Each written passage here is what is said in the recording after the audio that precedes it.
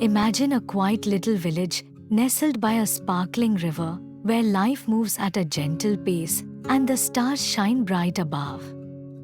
In this village, a magical story unfolds, one of greed, love, and the power of transformation.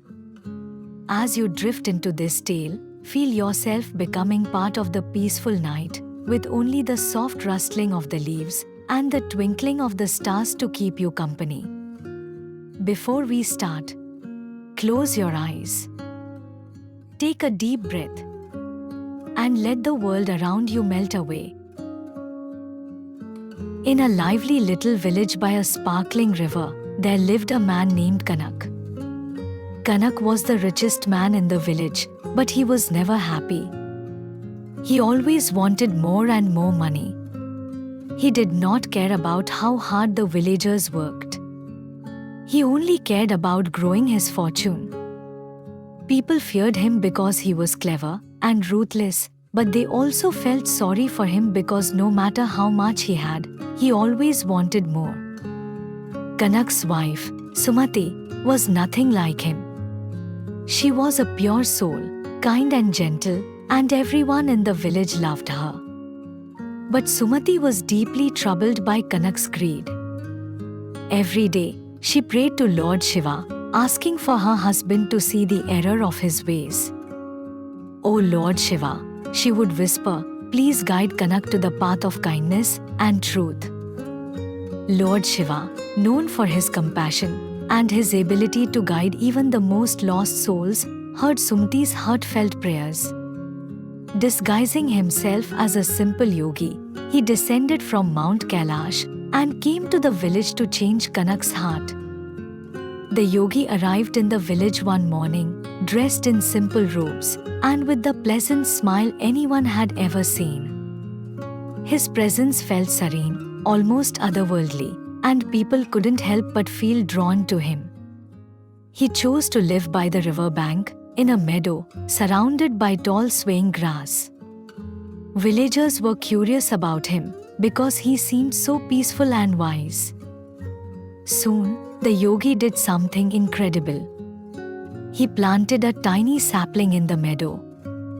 No one thought much of it at first, but within days, the tree grew tall and strong.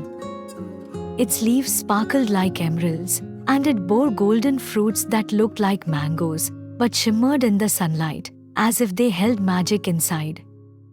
News of the miraculous tree spread like wildfire. Villagers whispered that the tree wasn't just magical, it revealed the truth about anyone who ate its fruit.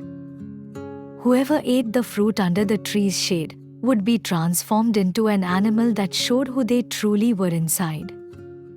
But as soon as they stepped away from the tree, they would return to their human form. The retired soldier, known for his fiery temper and stubborn pride, was one of the first to try. With a loud roar, he turned into a mighty tiger, his golden eyes blazing and his strength evident in every move. The villagers gasped in awe, but stepped back in fear. The soldier, however, returned to his human form the moment he left the tree's shadow, humbled by the experience. Next, the village's beloved schoolteacher, known for her patience and kindness, tried the fruit.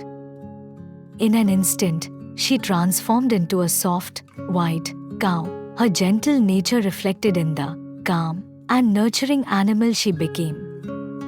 The villagers clapped, delighted by the sight, and her transformation brought smiles to everyone. Then came the greedy moneylender, infamous for his sharp tongue and deceitful ways. The moment he ate the fruit, he sprouted wings and turned into a sneaky vulture, his eyes scanning for opportunities to snatch what wasn't his. When he tried to fly away, he stumbled out of the tree's shade and fell back to the ground, returning to his human form. The crowd murmured, their suspicions of his character now confirmed. Kanak and Sumati came to see the spectacle, standing among the amazed crowd. Kanak's heart raced. He wondered what would happen if he ate the fruit. Would the tree reveal something terrible about him? But he shook off the thought. I am the richest and powerful man here, he told himself. Nothing can scare me. That night, Kanak couldn't stop thinking about the tree. Finally, he turned to Sumati and said, "Let's go to the meadow when no one is around. We will see the truth ourselves." Sumati hesitated, but agreed. Deep down, she hoped this magical tree would teach Kanak a lesson. Under the moonlight, the tree looked even more enchanting. Its golden fruits glowed softly, as if holding the light of 1,000 stars. Kanak plucked 2 fruits and handed one to Sumati.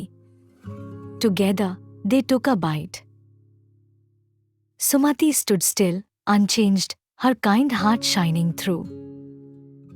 But Kanak, he gasped as his body twisted and transformed.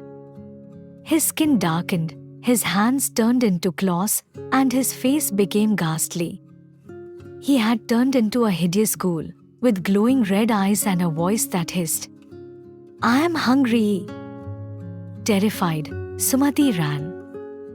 The ghoul chased her, its clawed hands reaching out, but as soon as it stepped out of the tree's shadow, Kanak stumbled and returned to his human form, falling to his knees. The next morning, Sumati could not bear to look at her husband. "I saw what you really are," she said quietly. Kanak felt ashamed. He knew she was right. Desperate for help, Kanak went to the yogi. "Please," he begged, "tell me why the tree showed me in such a terrible form. What have I done to deserve this?" The yogi's eyes were kind but firm. "The fruit reveals what is already inside you. Your greed, your selfishness, your hunger for power, these have turned you into a monster. But now that you've seen the truth, you have a chance to change. You can let go of your greed and become a better man." Turning to Sumati, the yogi said, "Daughter, sometimes it takes a harsh truth to wake someone up. Help him, if your heart allows it, and guide him toward kindness." Kanak's eyes filled with tears. He looked at Sumati, his voice trembling. "I will change," he promised. "I don't want to be a monster anymore." The yogi smiled, his divine presence shining through for a brief moment.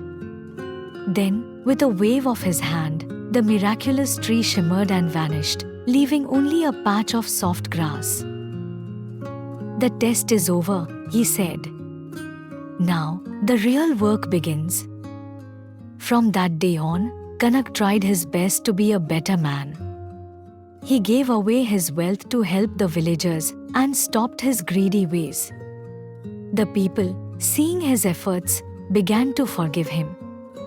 Sumati, too, saw the change in her husband and slowly opened her heart to him again. Though the magical tree was gone, its lesson remained in the hearts of the villagers. They told its story for generations, teaching their children that true greatness comes not from gold or power, but from the goodness within. Now, let your mind rest and wander through the quiet meadow where the magical tree once stood. The story of Kanak and Sumati reminds us that, no matter how far someone may stray, the power of love and truth can bring them back. As you drift deeper into sleep, imagine the gentle swaying of the grass, the glow of the golden fruits, and the soft whispers of the villagers telling this tale by the fireside. Good night, and may your dreams be filled with kindness and wonder.